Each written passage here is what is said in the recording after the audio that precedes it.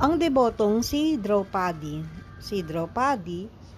ay devotee ni Krishna at siya ay asawa ng mga Pandavas. Ang mga Pandavas ay mga mandirigma na dapat ay may pinapamahalaanan na kaharian sa Bharat sa India. Ngunit ang kanilang pinsan na si Duryodhana ay sakim at ayaw nitong ibigay sa kanila ang kaharian. Gusto nito ay palayasin sila upang siya na lamang ang manatiling namamahala. Kaya ang ginawa niya ay nagplano siya na dayain sa isang sugal ang mga Pandavas. At bilang mga mandirigma, hindi naman umaatras sa anumang hamon ang mga mandirigma, ang mga Pandavas.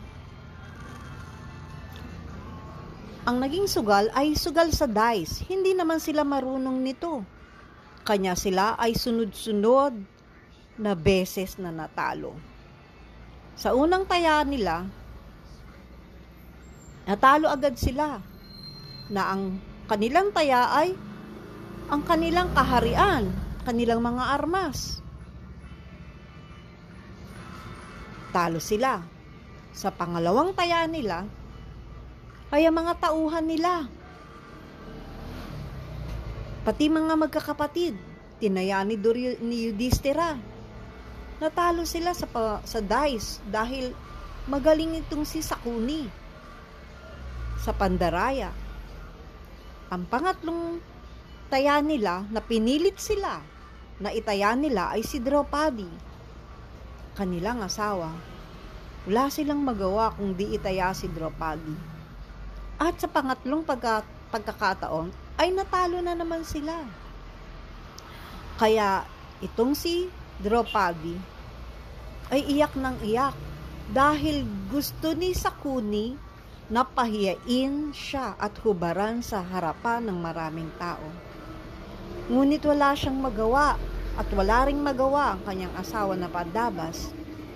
Kanya nanalangin siya kay Krishna habang hinahablot ni Sakuni ang kanyang sari.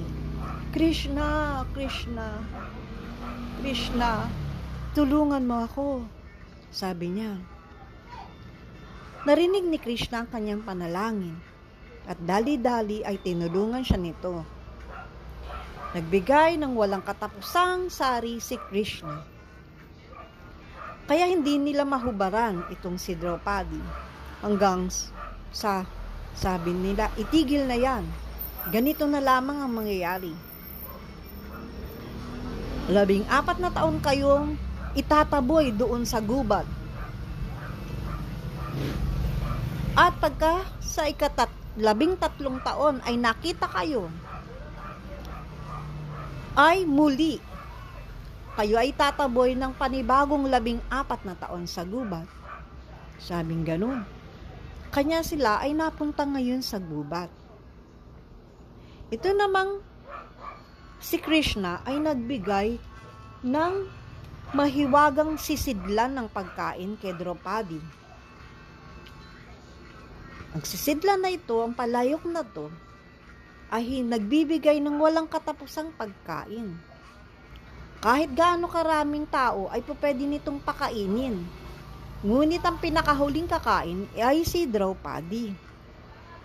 Pagka nakakain na si Draupadi, ay wala na itong ibibigay pang pagkain. Sa susunod na meal na lamang. Ulit. Hindi pa rin tumitigil itong si Duryodhana. Nung siya ay dalawin ni Durvasa Muni, sinabi ni Duryodhana na, dumalaw ka, Durvasa Muni, kila Yudhishthira sa Pandavas doon sa gubat. Alam kasi ni Duryodhana na itong si Durvasa Muni ay mabait. Kapag siya ay na-please at nagalak sa iyo, bibigyan kanya ng kahit na anumang gusto mo. Ngunit pagka siya ay nagalit sa iyo, ay isusumpa ka niya. Si Durvasa Muni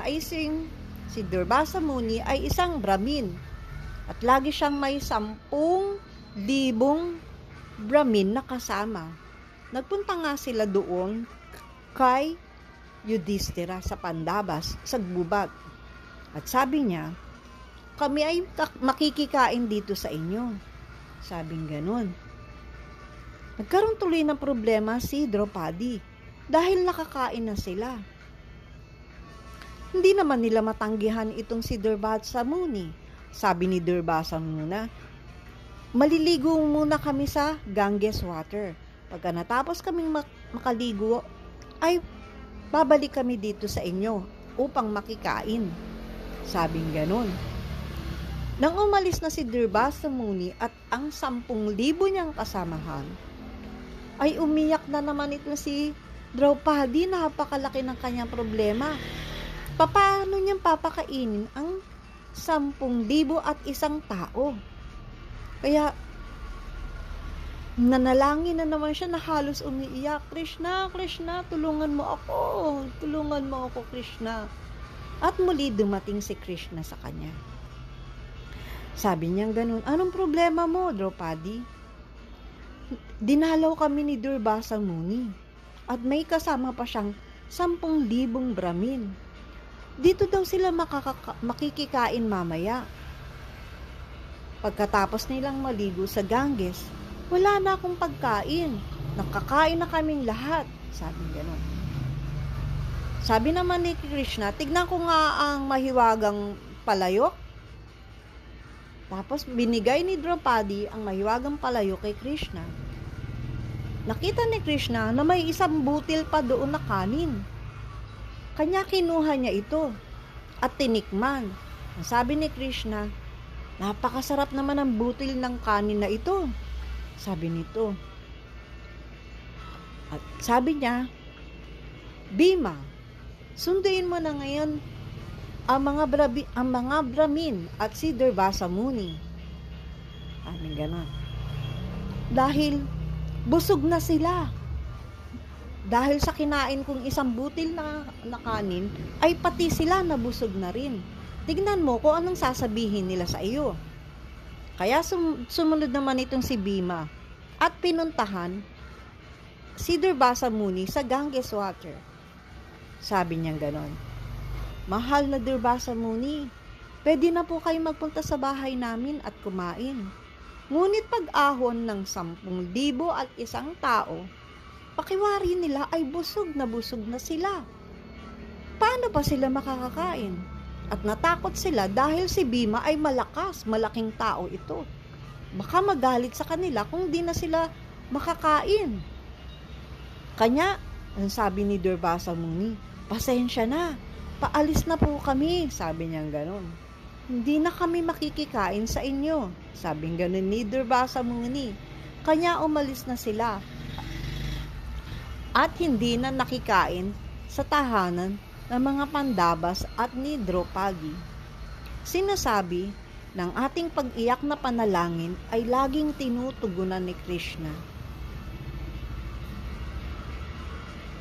At ang mga dasal natin ay kanyang naririnig. At siguradong sasagutin niya ang ating mga panalangin. Haribol! Ang isa pang lesson, sinabi na pagka si Krishna ay na-please natin, lahat na ng iba pang mga demigods ay na-please na natin.